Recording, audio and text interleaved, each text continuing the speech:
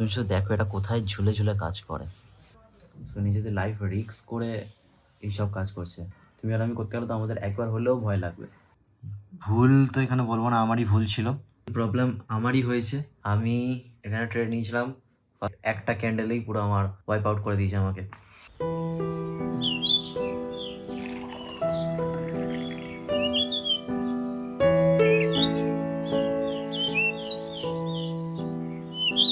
Good morning, তোমাদের স্বাগত জানাচ্ছি একটা নতুন ব্লগে। আজ হচ্ছে 20 তারিখ। আর আমি একটা জিনিস নোটিস করেছি নিজের ব্যাপারে, যে আমি যদি রাত্রেবেলা একটু লেট করে ঘুমাই তাহলে ইউজুয়ালি আমি একটু লেটেই উঠি সকালবেলা। আর সেটা অনেকে নাও করতে পারে, কারণ অনেকেই রাত্রি 12টার সময় ঘুমিয়েও তাড়াতাড়ি উঠে পড়ে।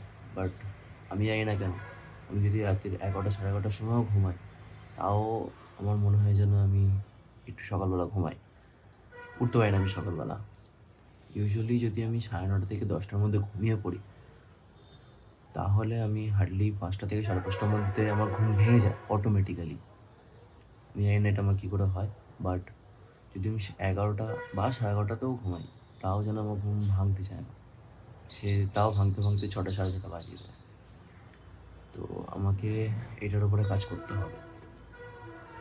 আর আমি ভাবছি ট্রেডিংয়ে ফান্ডিং টিপস বলে একটা ওয়েবসাইট আছে যেখানে ফান্ড দেয়, একটা অ্যামাউন্টের বদলে, ছোটো অ্যামাউন্টের বদলে একটা বড়ো অ্যামাউন্টের ফান্ড দেয়। তো আমি ভাবছিলাম সেটাকে আমি কমপ্লিট করব, কিন্তু সেটা কমপ্লিট করার আগে আমি ভেবেছি ডেমো অ্যাকাউন্ট যেগুলো হয় সেগুলোতে আমি ফার্স্টে সেম অ্যামাউন্ট দিয়ে স্টার্ট করে সেম ফেজটাই কমপ্লিট করব। তো দেখা যাক, আমি এটা ভেবে রেখেছি চ্যালেঞ্জটা, আমি কিছুদিন ধরে ট্রাইও করছি। এখনও $400 মতো বাকি আছে, আমাকে সেটা কমপ্লিট করতে হবে।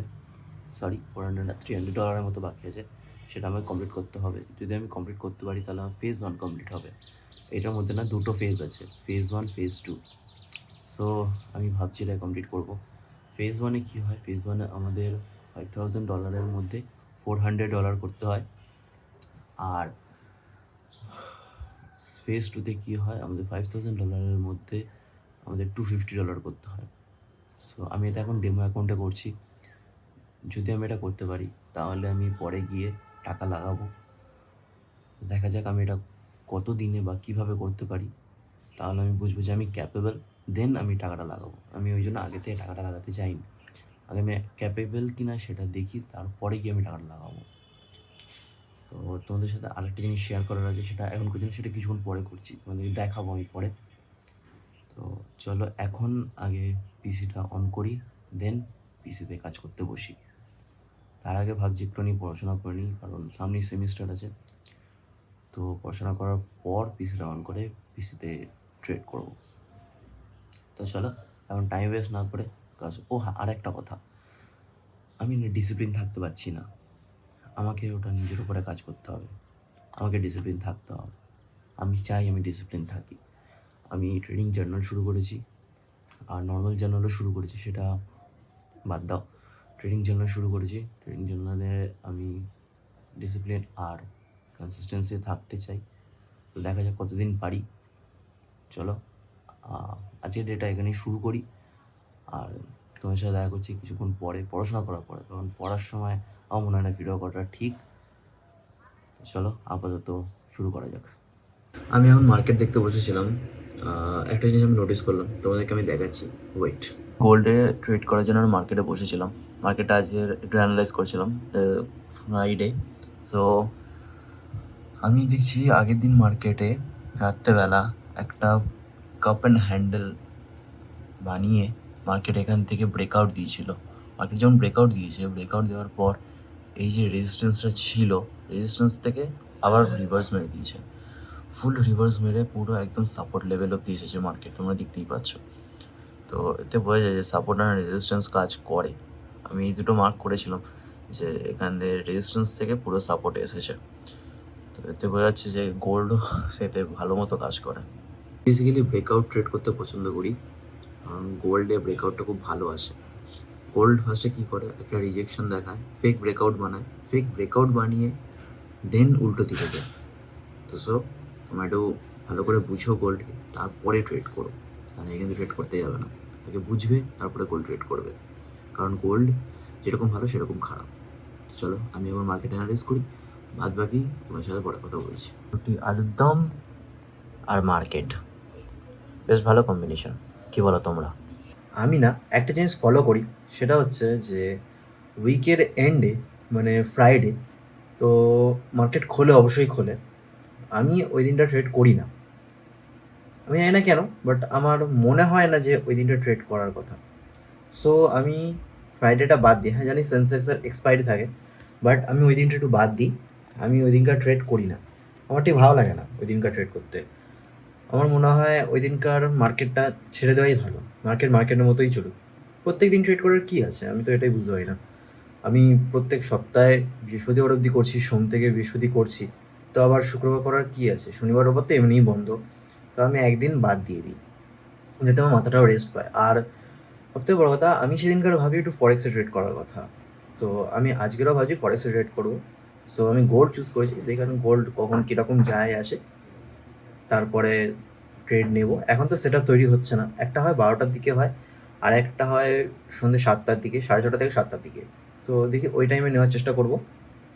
এখন আপাতত দেখি মার্কেট কী হয় না হয়, একটু ভিডিও দেখি, মার্কেটও দেখি, আর বাদবি যা কাজ আছে সেগুলো একটু পরে করছি। ট্রেড করতে করতে দেখলাম যে আমাদের কলোনিতে এখন কাজ চলছে।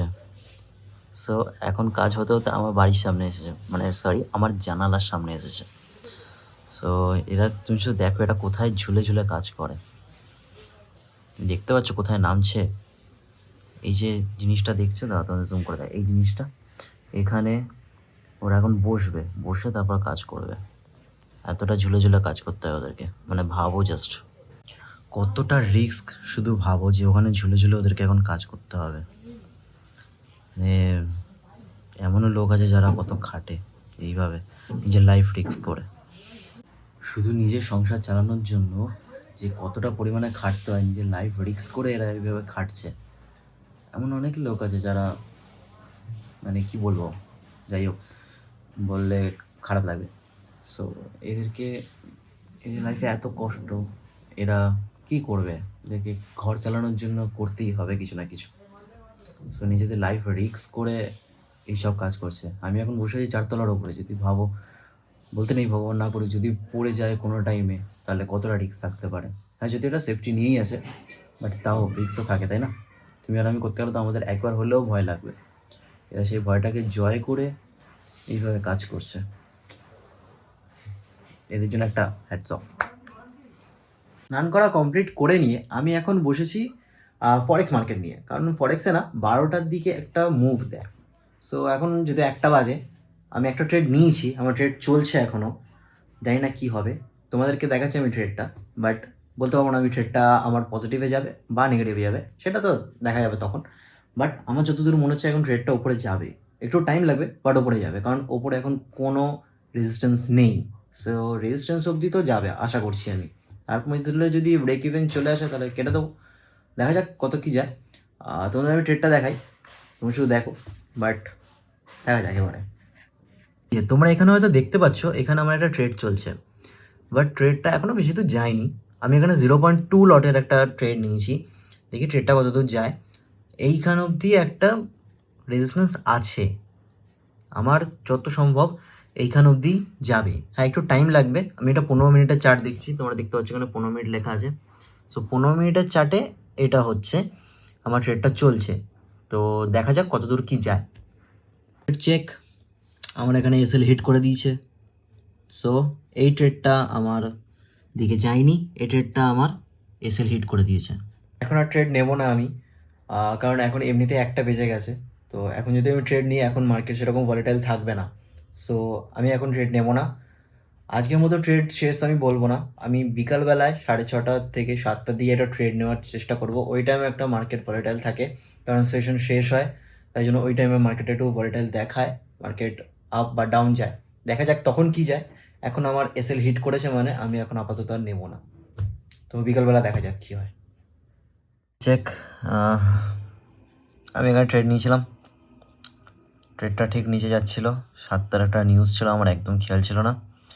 7টা নিউজের জন্য ডাইরেক্ট মার্কেট এইটুকুনি মুভমেন্ট দেখিয়ে এত বুলিশ উঠেছে এখানে যে আমার এসএলের বেশি হিট করে দিয়ে চলে গেছে। তারপর ফোমোতে এসে আমি এখানে আরেকটা নিয়েছিলাম, সরি ফোমোতে না, ভুল তো এখানে বলবো না, আমারই ভুল ছিল, বাট আমি এখানে নিয়েছিলাম একটা ট্রেড, বাট আমি তাও ভয়ের চোটে এখানে কেটে দিয়েছি। প্রবলেম আমারই হয়েছে, আমি এখানে ট্রেড নিয়েছিলাম, ফার্স্ট অফ অল আমার নিউজের কথাটা মাথায় ছিল না, তাই জন্য আমি নিউজটা ভুলে গেছিলাম, আর মার্কেট পুরো উপরে চলে গেছে ডাইরেক্ট একটা ক্যান্ডেলেই পুরো আমার ওয়াইপ আউট করে দিয়েছে আমাকে। আর সবথেকে বড় কথা, আমি ওপরে একটা ট্রেড নিয়েছিলাম কিন্তু আমি ভয়ের চোটটাকে হোল্ড করিনি, সো আজকেরে আমার লস। আর কি করব, আমার আর কিছু করার নেই, আজকের মতো ট্রেড ক্যান্সেল। আজকের আমার ওভারঅল লস 190 সামথিং, কত ভালো লাগছে না। পরে কথা হচ্ছে তোমাদের সাথে।